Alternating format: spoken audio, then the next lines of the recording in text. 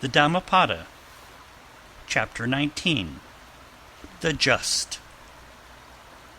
A man is not just if he carries a matter by violence.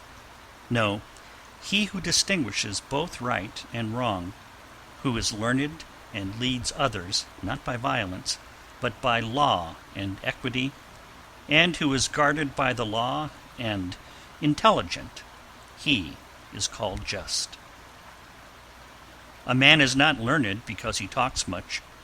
He who is patient, free from hatred and fear, he is called learned.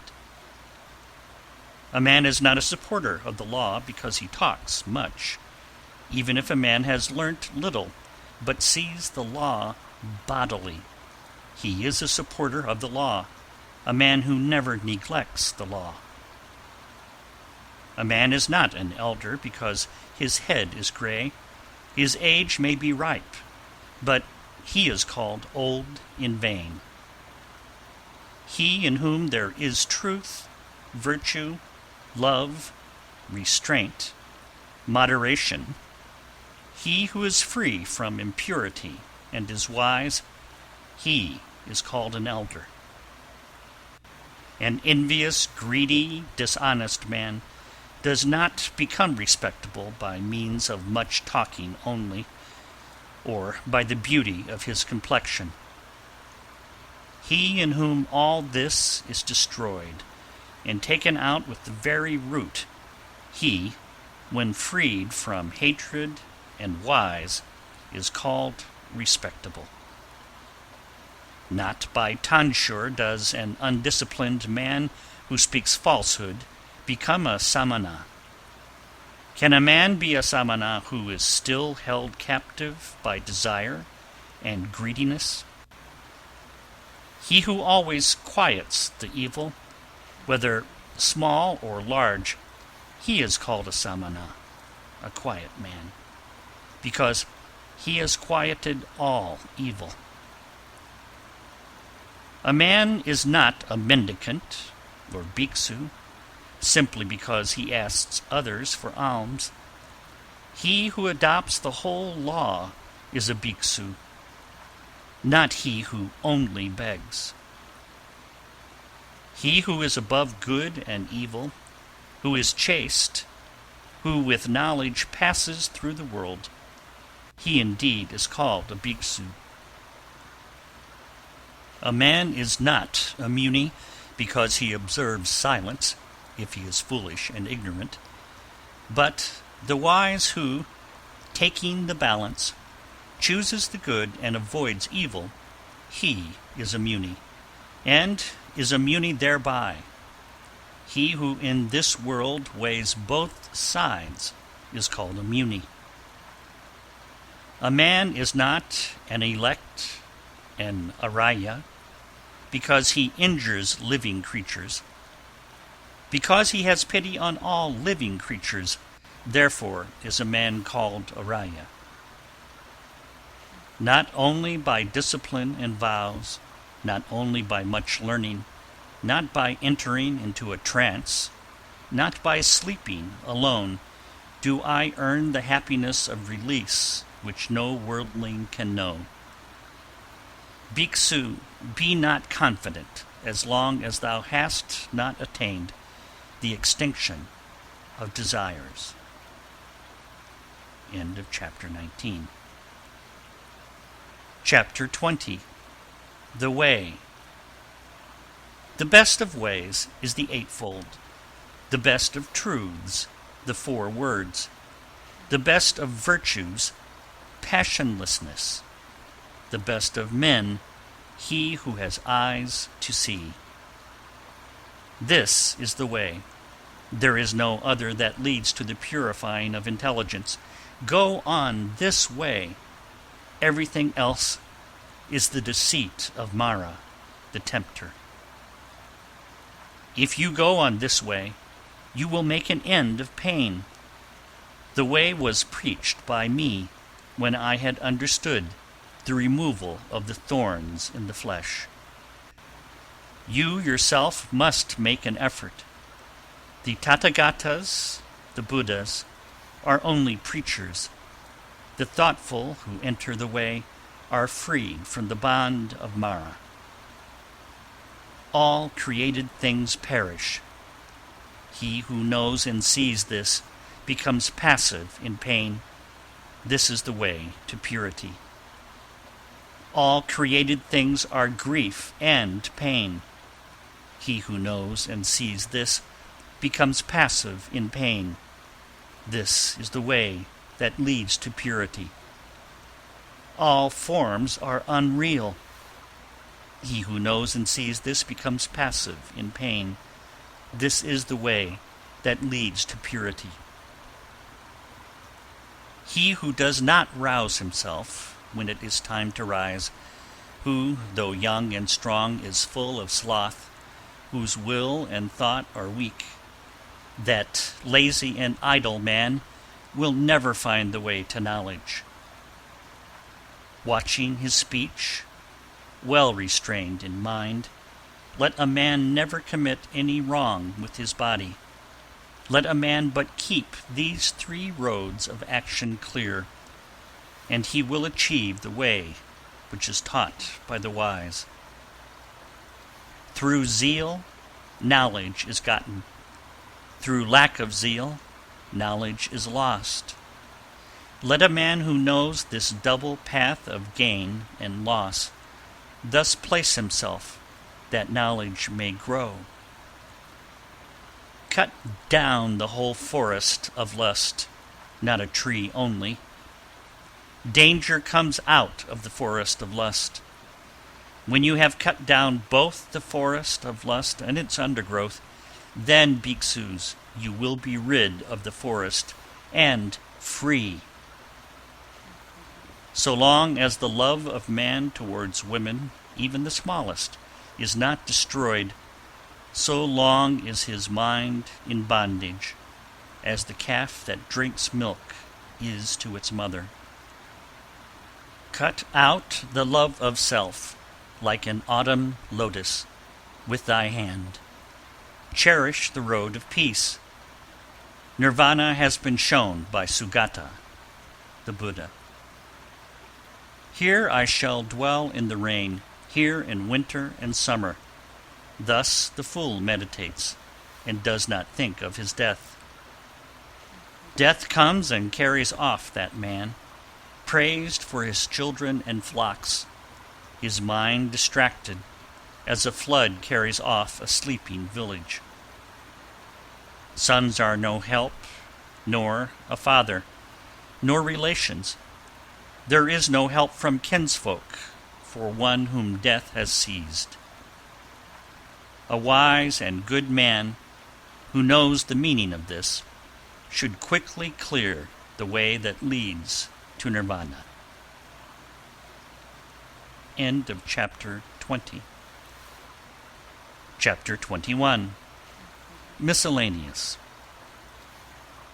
If by leaving a small pleasure one sees a great pleasure, let a wise man leave the small pleasure and look to the great.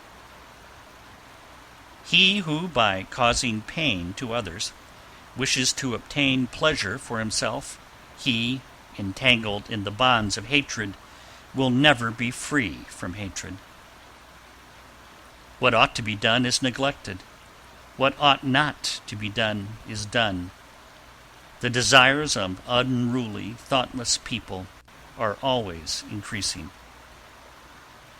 But they whose whole watchfulness is always directed to their body, who do not follow what ought not to be done, and who steadfastly do what ought to be done, the desires of such watchful and wise people will come to an end.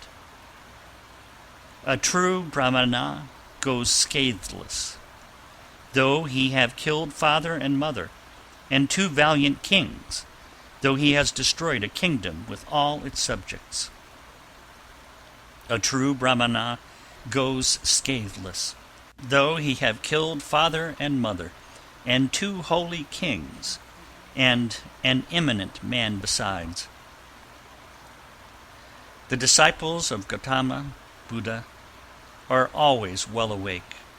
and their thoughts day and night are always set on Buddha.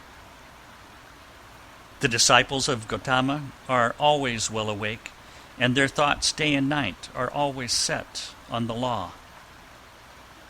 The disciples of Gautama are always well awake, and their thoughts day and night are always set on the church. The disciples of Gautama are always well awake, and their thoughts day and night are always set on their body. The disciples of Gautama are always well awake, and their mind day and night always delights in compassion. The disciples of Gautama are always well awake, and their mind day and night always delights in meditation. It is hard to leave the world to become a friar. It is hard to enjoy the world. Hard is the monastery. Painful are the houses. Painful it is to dwell with equals, to share everything in common. And the itinerant mendicant is beset with pain. Therefore, let no man be an itinerant mendicant, and he will not be beset with pain. Whatever place a faithful, virtuous, celebrated, and wealthy man chooses, there he is respected. Good people shine from afar, like the snowy mountains. Bad people are not seen, like arrows shot by night. He alone who, without ceasing, practices the duty of sitting alone and sleeping alone, he, subduing himself, will rejoice in the destruction of all desires alone, as if living in a forest.